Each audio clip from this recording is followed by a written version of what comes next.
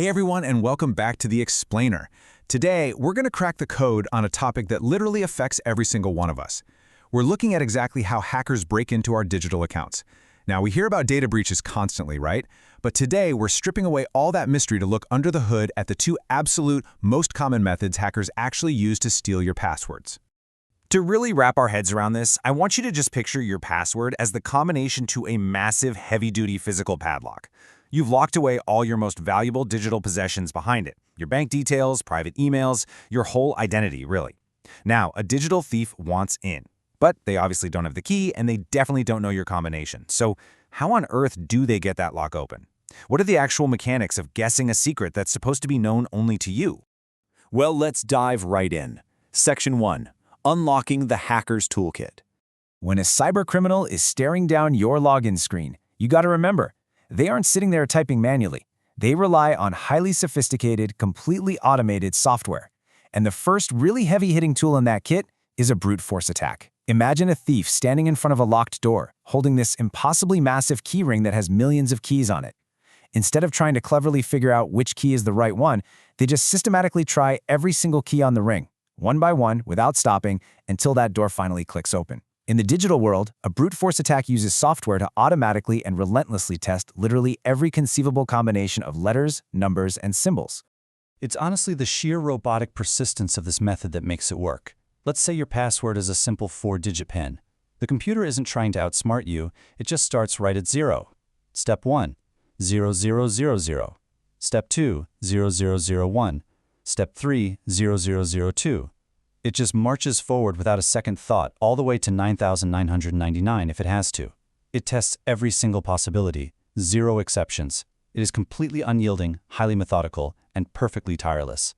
So this brings us to the ultimate trade-off of the brute force method. The hacker's big advantage? It is guaranteed to work eventually.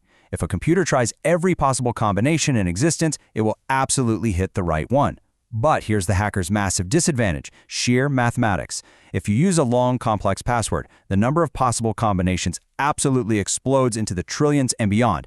While a simple password gets cracked in milliseconds, a truly complex one, it would take a modern computer years, decades, or even centuries to brute force. It essentially becomes practically impossible within a human lifetime. Which brings us to the shortcut. Section 2, Inside Dictionary Attacks. Because brute force takes so much raw compute power, hackers need a faster way in. Enter the dictionary attack. Unlike brute force, which methodically tests every possible character combination, a dictionary attack is a rapid-fire, highly opportunistic method. Instead of guessing blindly, the hacker's software goes straight for the most likely answers. It relies on these immense databases, or dictionaries, packed with commonly used words, names, dates, and, honestly most importantly, passwords that have already been exposed in previous data breaches. Hackers know that humans are creatures of habit. And let's be real, we can be a bit lazy. Look at these common targets sourced straight from the data.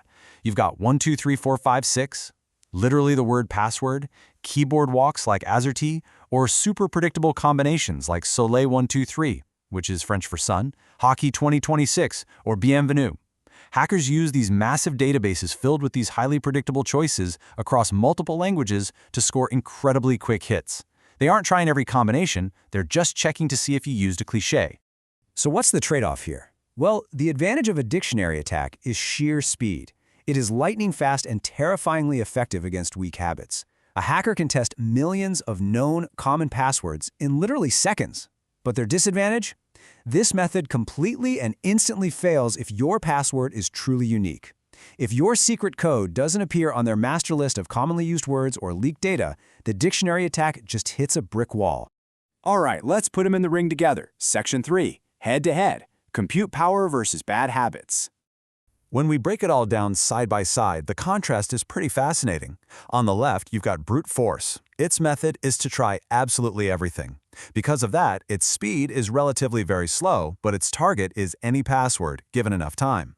Its fatal weakness, though, is length. Just add more characters and you defeat it. On the right, the dictionary attack. Its method is to try only common or leaked words. This makes it blazingly fast, specifically targeting easy or popular passwords.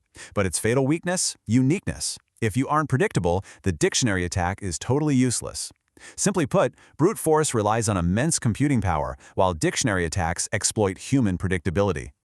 Okay, enough about the threat. Let's talk defense. Section 4. Building your unbreakable defense. Now that we know exactly how the enemy operates, how do we actually lock our digital doors for good? Well, based on the source data, the golden rule comes down to one simple, powerful formula. The ultimate defense is choosing a password that is long, we're talking ideally between 12 to 16 characters, totally unique to that specific account, and incredibly hard to guess. Length absolutely destroys the brute force attack, and uniqueness completely neutralizes the dictionary attack. When you combine those two traits, you literally strip the hacker of both their primary tools.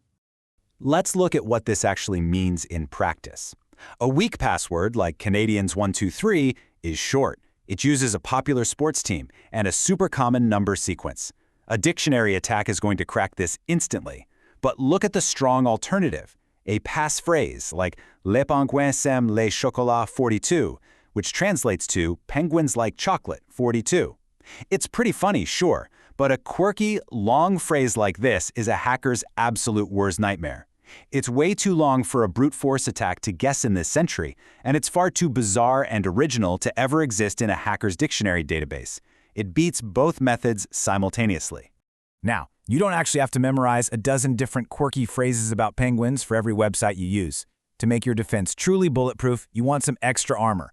Using a password manager allows you to easily generate and securely store massive, highly complex passwords for every single account you own.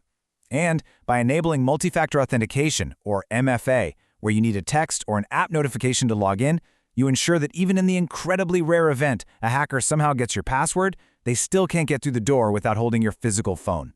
So, if we distill everything we've talked about today into one powerful takeaway, it's this. Dictionary attacks exploit our bad habits and our laziness. Brute force attacks exploit the raw mathematical compute power of modern machines. But a great, long, unique password, your passphrase, stops both of these cyber threats dead in their tracks. By simply upgrading the way you design your digital keys, you take the power completely out of the hacker's hands. Which leaves me with one final, provocative question for you to consider as we wrap up this explainer. Think about the passwords you typed in this morning. Are your current passwords relying on a hacker's lack of compute power? Or are they relying on your own bad habits? If you're using predictable words, it might just be time to rethink and upgrade your digital locks today. Thank you so much for joining me to crack the code on this one. Stay safe, stay curious, and I'll catch you in the next explainer.